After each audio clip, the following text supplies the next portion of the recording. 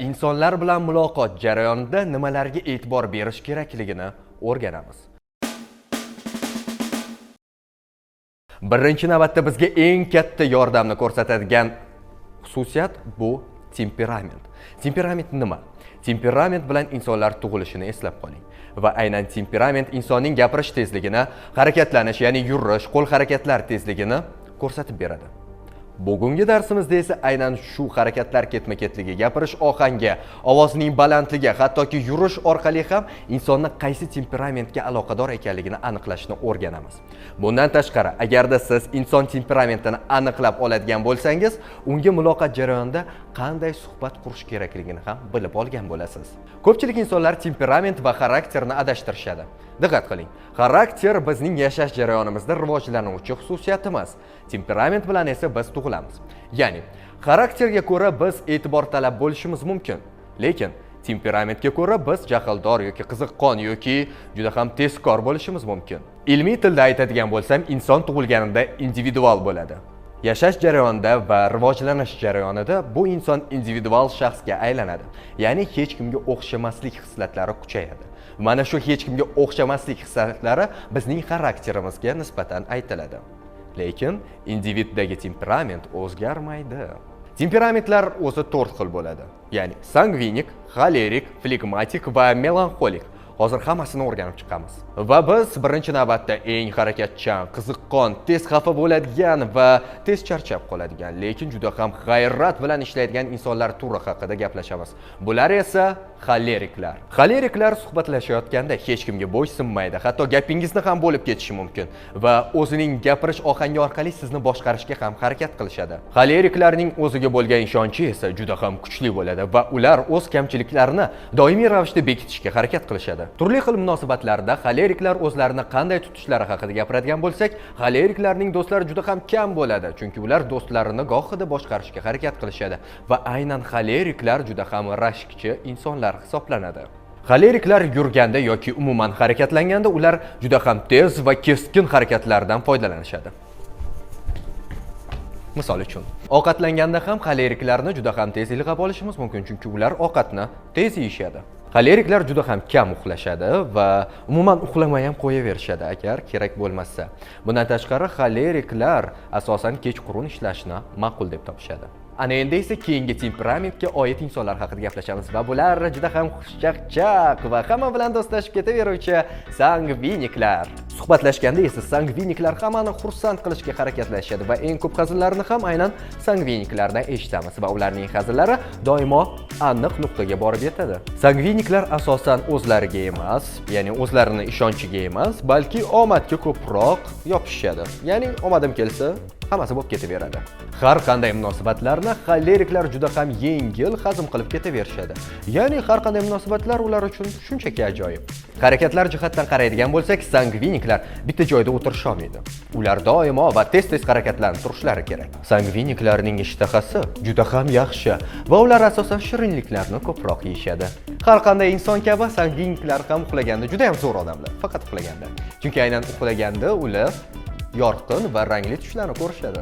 Ana endi esa har bir ishni aniq va juda ham sifatli qilishga harakat qiluvchi insonlar haqida gaplashamiz. Bular esa flegmatiklar. Ular soatlab bir ish ustida bitta joyda o'tirisha oladi. Xo'sh, ularni qanday ajratish mumkin? Hozir ko'ramiz. Suhbatlashganda esa ular juda ham sekin, so'zlarni ajratib, aniq-aniq gapirishadi. Flegmatiklar juda ham kamtar va o'zlariga bo'lgan ishonchlari juda ham past. Munosabatlarda flegmatiklar juda ham xotirjam bo'ladi. Ulardan yorqin emotsiyalarni kamdan kam ko'rishimiz mumkin.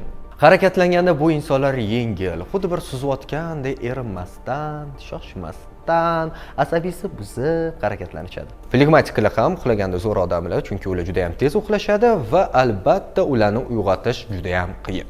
Agarda sizning do'stlar davrangizda asabingizni buzib, juda ham sekin ovqatlanib, soatlab vaqtini oshxonada o'tkazuvchi inson bo'lsa, bilingki, bu inson flegmatik. Aynan flegmatiklar erinmasdan, sekin, har bitta qoshuvni 100 soat chaynab ovqatlanishadi. Ana endi esa ertalab turishidanoq noliydigan va har bir qadami juda ham ayanchli va kimdir tomonidan unga qandaydir bir yaxshi munosabat bildirish kerak bo'lgan insonlar haqida gaplashamiz. Bular bo'lsa melanxoliklar. Ortiqcha so'zlarsiz bu insonlarni ajratib olish juda ham oson, chunki ular doimiy ravishda nolishadi. Nol urib qoningizni ichib yoradi. Shunday inson bo'lsa bilingki bu melanxolik. Melanxoliklar hissiyotlarga juda ham beriluvchan. Ularni xafa qilish yoki jahlini chiqarish juda ham oson. Tabiiyki, bunday insonlar suhbatlashganda nolish ohangidan foydalanishadi. Ular uchun har doim nimadir yomon ekan, ular xuddi shu intonatsiyaga ko'ra gapirishadi. Anaqa bo'ldi, bu bunaqa bo'ldi, mamnaqa bo'ldi. Va shu ohang doimiy ravishda ularni ta'qib etib boradi. Gruppada ham onlayn bo'lganda bu inson ham onlayn bo'lib tursa, hech ham yozmaydi. Chunki bu inson juda ham kamtar va uyatchang. Tabiiyki, bu insonning o'ziga bo'lgan ishonchi ham juda ham pastda. Munosabatlarda melanxoliklar o'zlarining his-tuyg'ularini har doim ham ko'rsataverishmasa-da, ularning eng yaxshi jihatlaridan biri melanxolik sizga xiyonat qilmaydi. Harakatlanganda esa melanxoliklar yurmaymi, qo'limni ko'tarmaymi deb juda ham sekin harakatlanishadi. Melanxoliklarning yana bir yaxshi jihatlaridan deyishimiz mumkin, melanxoliklar juda ham kam ovqatlanishadi, ularning ishtahasi doimiy ravishda yomon. Melanxoliklar juda ham kam uxlashadi va kunning oxiriga yetib borar ekan, ular juda ham kuchli charchoqni his qilishadi. Shuning uchun ham ular bilan kechqurun umuman hech narsa qilmagan ma'qul.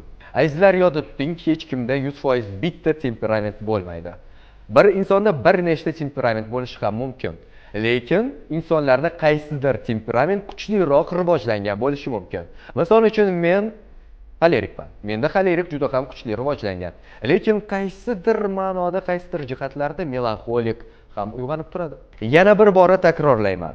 Azizlar, xulosa chiqarganda birinchi navbatda bitta insonda 100% bitta temperament bo'lmasligini yodingizda tuting.